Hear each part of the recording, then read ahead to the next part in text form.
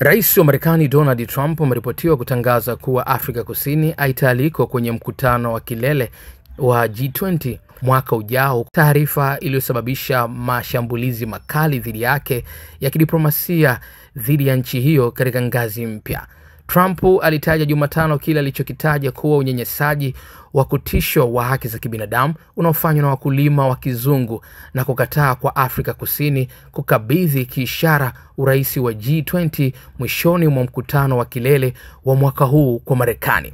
Afrika Kusini imedhihirishia ulimwengu kuwa sio nchi inayostahili wanachama popote, Trump aliandika kwenye jukwaa lake la Truth Social. Ikumbukwe kuwa serikali ya Donald Trump ilipuzia mbali mkutano wa kilele wa G20 mwaka huu uliomalizika hivi karibuni mjini Johannesburg, ikisema vipaumbele vya Afrika Kusini, ikiwa ni pamoja na ushirikiano katika biashara na hali ya hewa, vinakwenda kinyume na sera zake.